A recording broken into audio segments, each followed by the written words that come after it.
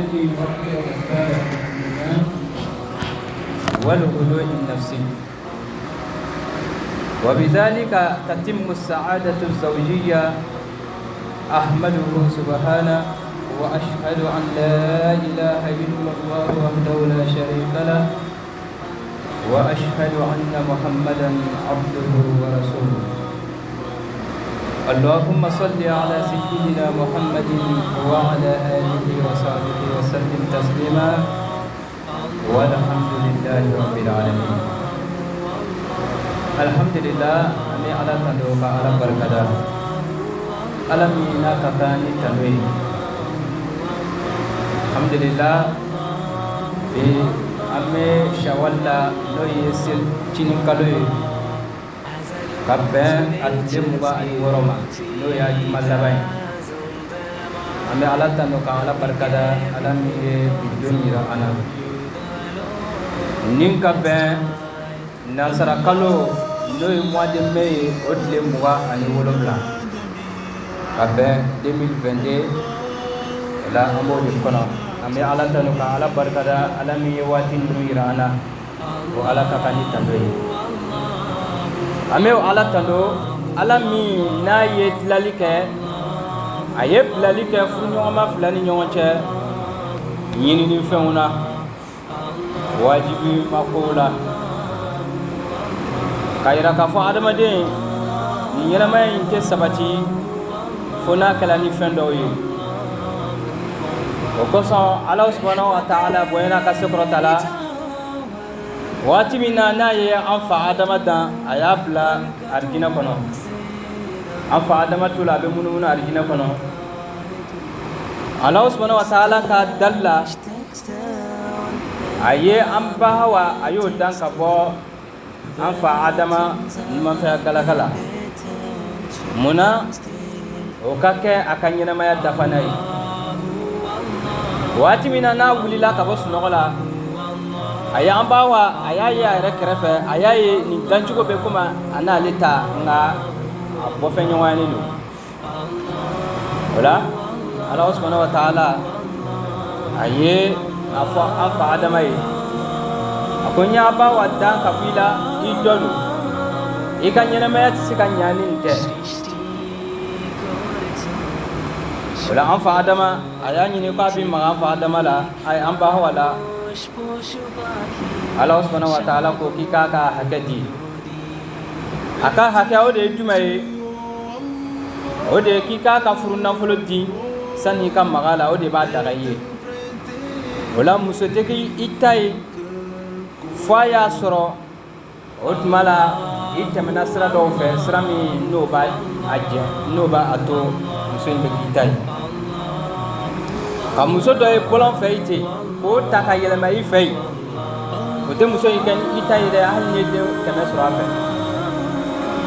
wala muso be itai ni keme sira do de ni tama sira do yi alakira alayhi salatu wassalam ayi alqala wala ko so alakira koma apaka sabo ma akon kam mantung akau ka don furu yenne alakira kasira de ni alakira kasuna sira de mauma ni jengana ka boma tishkena ka ale alakira ka mantun maula wala kabi nyana maya damne kunu asabatila ni famiye asabatila ni furu de anga bi kutuba bena buru de ka alhamdulillah kutuba temeluna ay nafa chama soro amadil ala fe ko baraw no gay ala ko ke wala furu nyongoma fulani nyongoche Allah subhanahu wa ta'ala ay nyinini ke o flaka nyina maya bisika sabati chugomina o tese ganya foni bara doy kayira ka fo adama de kanyina maya la fo tese kanya ni wuli ka jote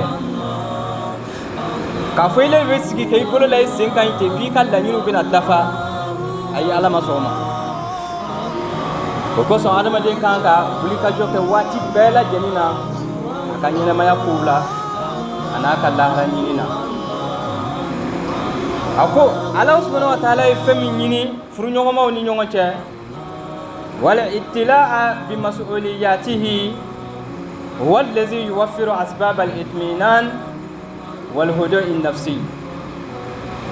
Hakaminu nala subhanahu wa ta'ala ka nyini chefe ako furumuso yi iboni ko musola afaw olu jana ka dima ya furu nafolo bo sherewu sorola fawla ko ya di o bete meni ko fe ala ko amabade ko muso yi ala e fendo nyini ife muso yi kan ka la barani femino yi muso fena bo chugo yala ala e jamin ke ile furu chay ala e fendo nyini fe femin be ke sababu ye ka aka nyina ya sabati ka se ka aka lara ere ka se mo ojo ako no barawo wuli ka jon no barawo ye o de be ke sababu ye ka furu nyongoma fla ka sabati do ka furu kono furu nyongoma fla ka otmala dusuku mafa ka tranquillité do ka foyela o tese ka nyafo na kala lanyi do yi o bayira ka fo ni muso dinima o ta bane de aha ipola maw dimiso la o yi dimiso ta ka dima ye muso bla sokona yi pa yi debura yere yi ayi atiti de fendo de nyini ni bi fe kanga bara minu ke wala muso fana ni dila chedoma wala ifurla chenima o ta bane fendo le nyini ni fe kanga minke utmala ika ifuru chei no wuli ka jonu sabatila cheni muso yoro ibaye ulu ka nyenema ya avec sabati kono avec pasigi kono mais feminu nyini na chefe feminu nyini na muso fe no ma wuli ka joke o be se ka dafa chomina wati be ulu ka couple be ka problème do kono wati be donc pour que anga nyenema ya ka sabati anga foye ka sabati ala kira alayhi salatu wassalam ayilla dilikandi ama qur'ana bakono ala taala ka kuma kawlo o ladil kay jumay ala ko di aboyana ka sokoro tala ala ko wala hunna mislu allazi alayhin ala ko furumuso ala ye fembla furumuso ka o koro de aye droit do nyini furumuso fe aye fendo nyine afe akanka wuli ka joke minye afuru chei obo chugo yala muso kanga minke furu chei fendo yere fene nyina chefe ako ke muso yi oye fen moye bil ma'ruf ni nyuma yaka keli fenwo fenia ya sabatila bara nyuma de ba sabati kuma kan nyuma de ba sabati kewal nyuma de ba sabati wala furu ni kay furu sabatila sigatala bara nyuma ya nyuma kuma kan nyuma na ani kewal nyuma na ole be ke sababu ye ka furu lanya ole be ke sababu ye ka furu de fla otmala ka cheben do oni nyongo che wati bela janina ola chawla batoli o nyini no muso fe muso yere fele la do ko nyuma o nyini na chefe nye fe ala subhanahu wa ta'ala mi na afa ako walir rijali alayhin daraja akunga cheka ladoli cheka wajuba ko minum be muso fe muso kanka minke cheka ladoli la ako nyinina o ye daraja chama min nyinina muso fe o bayira ka fo muso ka hake cheka hake muso yoro o ye hake min na ka bu sebe mukoso ala subhanahu wa ta'ala ko ke ala subhanahu wa ta'ala ale de masami masabai masami ni kiti tige masado na ye fami kiti tige chugo mina ma shite se ka abla mina kono mina mi na bi aka ala tabu wala ala ba fayna aya gara kono suratul nisa sura min togalla musula no be qur'ana aya sura sabana ma aya bisaba aninani alako ar-rijalu qawwamuna 'ala an-nisa alako ayam jewbla muso de sanfe alay jebla muso sanfe muna ala subhanahu wa ta'ala yoke ale ala ka kiti kono ale ala subhanahu wa ta'ala ko ke kayira ka fo sokono muso kan ka lo wati be ko cheba ale de sanfe i kɛla président ye o n'i ka so kɔnɔ i ka foyer la a lɔn ko cɛ de b'i le sanfɛ. L'homme est chef de la foyer. Fo muso k'a lɔn de ko muso de ye ale cɛ de ye o tuma la ale ka chef de foyer. Tant que muso ma o place di cɛ ma waati bɛɛ problème bɛna sɔrɔ yen. Ala ko a ye cɛ de bila muso sanfɛ furuso kɔnɔ. Ala ko a y'o kɛ mun kama? Bima faddala Allahu ba'dahum ala ba'd. O fisamandiya min filɛ dɛ, Ala yɛrɛ ka kɛ lo, Ala y'o kɛ, a ye cɛ ka cɛ bila muso sanfɛ. Muso kan ka cɛ labato. Ala y'o kɛ mun kama? O ye Ala subhanahu wa ta'ala ka kiti, Ala ka kɛ lo, a y'o kɛ. Wa bima anfaqu min amwalihim. Ala ye cɛ bila, a ye cɛ kɛ muso ka kotigi ye mun kama? Ala ye muso ka charge bɛɛ de la cɛ kan. N'i ye muso furu, a bɛ ɲini fɛ muso in ka bila so ɲuman kɔnɔ, a bɛ ɲini fɛ muso in ka ladumuni, a bɛ ɲini fɛ muso in ka fɛrɛya bɔ, muso in n'a banana a bɛ ɲini fɛ i ka furakɛ, n'a mako bɛ fɛn min na i se bɛ min ye i seko damajira la a bɛ ɲini fɛ i k'o k'a ye. O de ɲinina muso fɛ, cɛ fɛ, o ma ɲini muso fɛ. O bɛ mun yira na? Ka yira Ala subhanahu wa ta'ala ye muso ka charge bɛɛ bila cɛ de kan. O la cɛ de ye nafakati bɔbaga ye. Cɛ de bɛ o tuma la tagama kɛ muso nɔfɛ ka muso ɲini k'a ladon. O la Ala ye cɛ ka ko de bila muso sanfɛ. Ala y'o kɛ, o ye Ala subhanahu wa ta'ala ka baara ye. Ala subhanahu wa ta'ala bɛna mun fɔ? Fasolihat. A ko muso ɲumanw. I ma ye Ala k'a daminɛ, a k'a daminɛ ni muso jumɛn ye? A ko fasolihat, a ko muso ɲuman. Ala kira y'o fɔ an ye o. Ala kira ko di sallallahu alayhi wa sallam.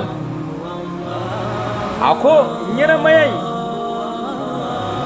a ko cɛ ka lafiya ni ɲɛnamaya in kɔnɔ, a ko foyi t'a sabati yɔrɔ fo n'a kɛra ni muso ɲuman ye. Ni muso ɲana ko caman b'a kɔnɔ dɛ. O kosɔn Ala k'a daminɛ a bɛna musow tɔgɔ fɔ, a bɛna musow mankutu. A y'a daminɛ jumɛn na? A y'a daminɛ muso ɲuman na. N'Ala y'i sɔn muso ɲuman na, Ala ye hɛrɛ ba k'i ye dɛ. Ala ye hɛrɛ caman k'i ye dɛ. Muso ɲuman de ye jɔn ye? Ala ko di fasolihat, a ko muso ɲuman. Qanitat, muso minnu ye Ala bato muso ye. Parce que fɛn o fɛn pour que a bɛ sabati adamaden bolo, diinɛ de b'a kɛ. Fɛn o fɛn ni diinɛ t'a kɔnɔ, i b'a ye adamaden i bɛ to égarément la ka taa. O kosɔn hali n'i ka soldaw filɛ minnu ni teni b'o kana, n'olu bɛ o tuma la jamana lakana kɛ, i bɛ taa sɔrɔ o ye fɛngɛ dɔ bila o cɛ ma, o ye siriti dɔ bila o cɛ ma n'o b'a fɔ ko aumônerie.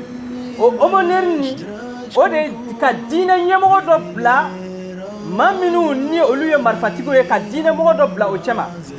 O bɛ kuma o fɛ k'a fɔ ni marifa b'i bolo, o tuma na i bɛ se ka fɛn bɛɛ kɛ. Fanga b'i bolo, mais fanga b'i bolo waati min na, maa min n'ale ye diinɛmɔgɔ de ye, ale b'a f'i ye k'a sɔrɔ fanga b'i la kana fɛn bɛɛ kɛ.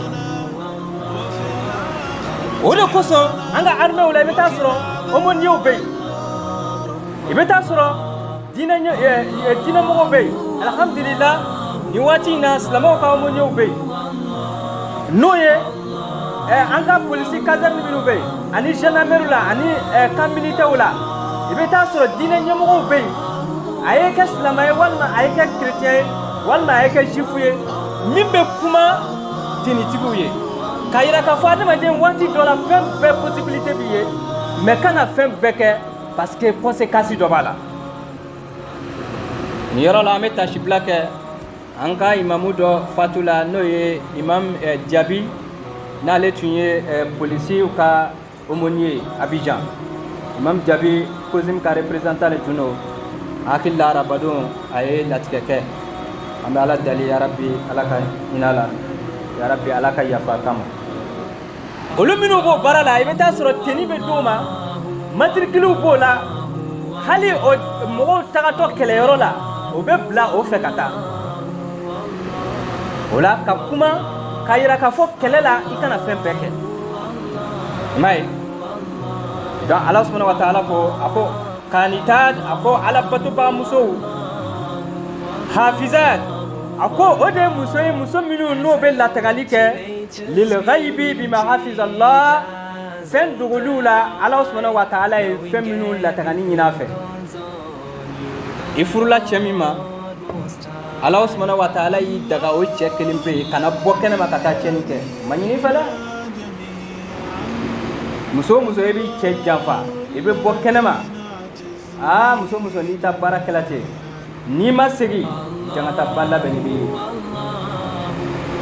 ni che fenen bola che ka feminu ba ko fe abe nyini muso ka ulu latanga ikana ke cheni kelai muso ma ga ke cheni kelai che ka feminu be che ka balo ikan ko koroshi che ka nafulo ikan ko koroshi ni che bola che ka nafulo ma fen muso de kanga ni be koroshi che de muso de kanga ni be koroshi ni muso kelate ibai che ka foye kono ale ka vibe ke une vie paisible ya rabbi ko baraw ko no ya rabbi ala ko ke wa hadha al hallu mushtarakun bainakuma fayahilla lizawji min azwajatihi ma yahillu laha minhu wa hadha al istimta' haqqun lizawjayn la yahsul illa bi musharakatihima ma'an qala rasulullah sallallahu alaihi wasallam akmalul mu'minina imanan ahsanuhum khuluqa wa khiyarukum li nisaikum akwai kado che ani muso furuka kan yana maya kal sabaji o tise kanya fo che ka loyoro fa furu kono ode ijija muso ka balo nke ijija ki seko kala muso ka domini aka fere ya bo ni muso banana ijija ka koroshi nga muso dila ilema muso dilima jigiya do kama ka ke muso beite ni dugu gela fo muso re de ka boyere ka ta débrouiller naye min soro kono do dagala ka tla ka dima ibe banati la foiti la ka kene hali na kala ka jeneta ka ta tugono ka ta lobati ke kana ofere wallahi be se ki gadima ya balno yi me bien on ka jeunesse chama banino baramade wala ay jija responsabilité minu bambulo ay jija ngal lo rofala ka jira ka fa ni e furuke responsabilité bale bi bolo wala ay jija ikanyena maya be sika sabati tuko na odi furi islamo anga jija madina la fa furu non kala kono ka furu non sabati rabbi ala ko ka communauté ni furu de be kesobu ka alu sabati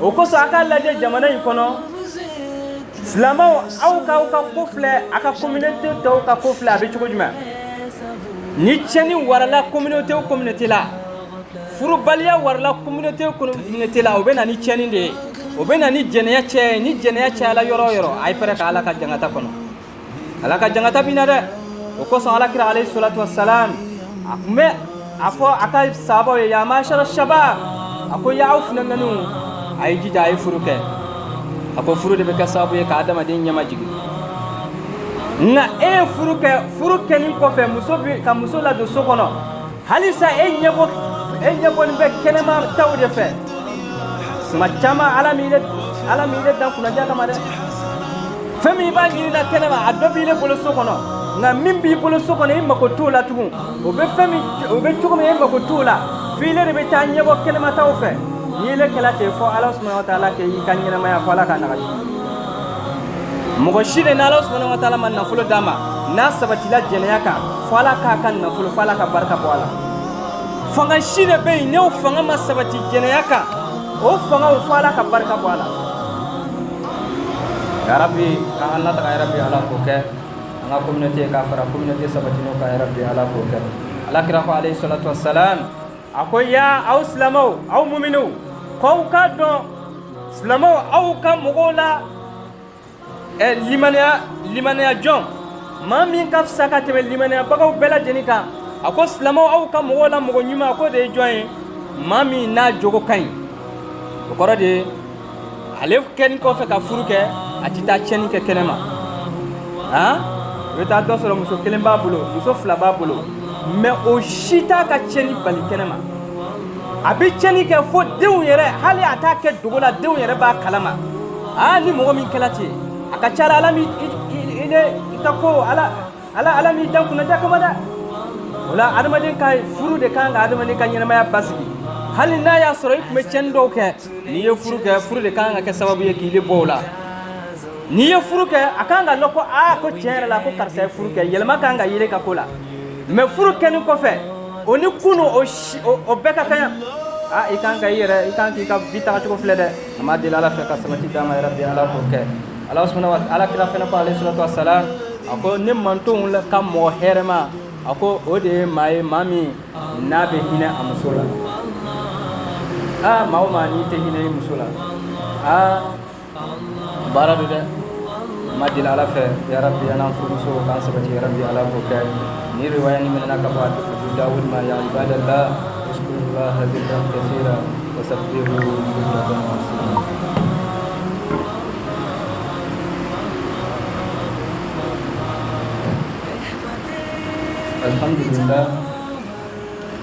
Alhamdulillah, summa salatu wassalam ala rasulillah.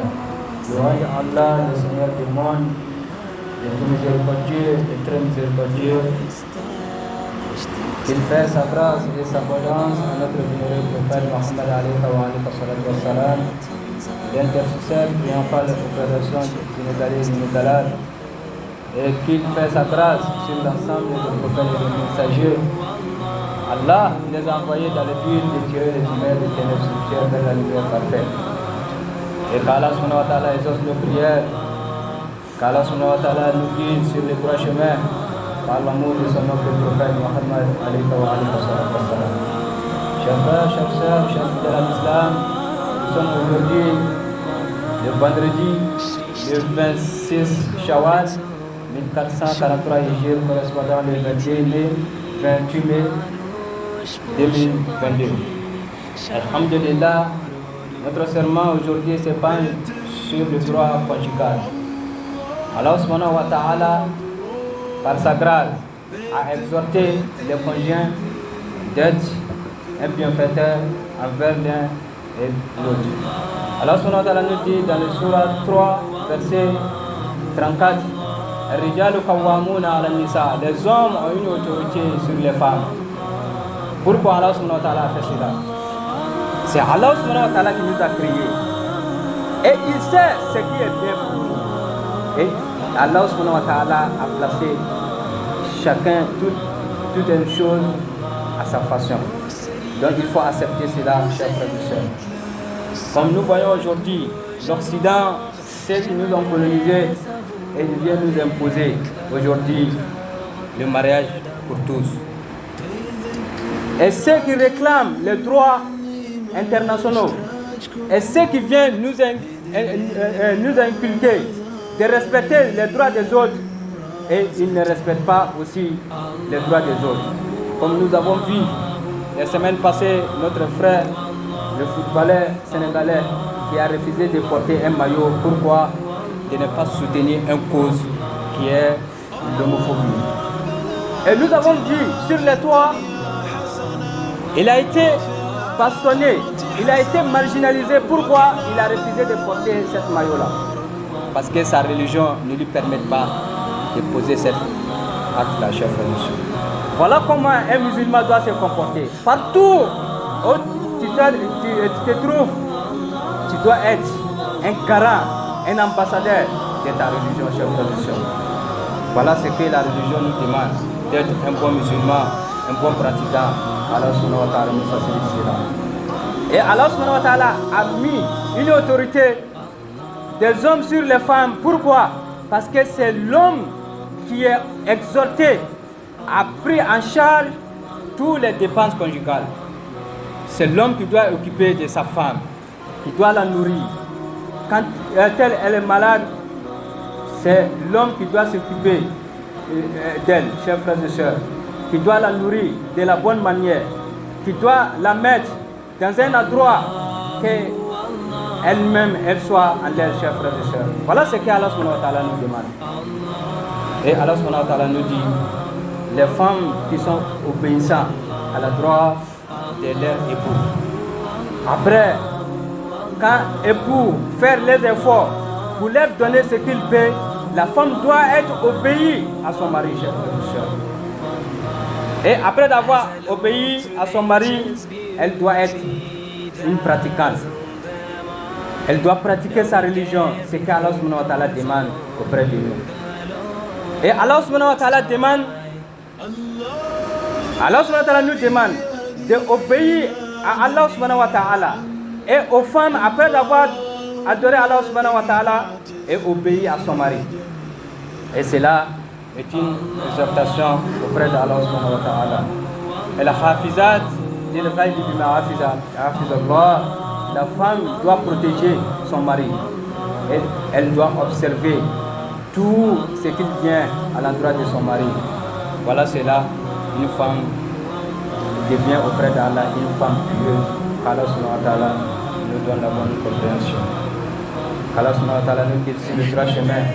Et Allah subhanahu wa ta'ala fasse les mariages que nous avons célébrés hier, que ce mariage-là soit un mariage béni au nom d'Allah subhanahu wa ta'ala. Et qu'Allah subhanahu wa ta'ala nous guide sur le droit chemin par l'amour de son nom, le prophète Mohammed alayhi wa sallam. Et Allah subhanahu wa ta'ala, le prophète Mohammed sallallahu alayhi wa sallam nous dit, le meilleur d'entre vous, celui qui fait du bien à la droite de son épouse. Donc, chers frères et sœurs, notre religion nous demande d'avoir un bon comportement à la droite de nos conjoints, chers frères et sœurs. Qu'Allah subhanahu wa ta'ala nous assiste, qui nous donne la bonne compréhension. Amen. Ala kira alayhi salatu wassalam don dola muso dɔ nana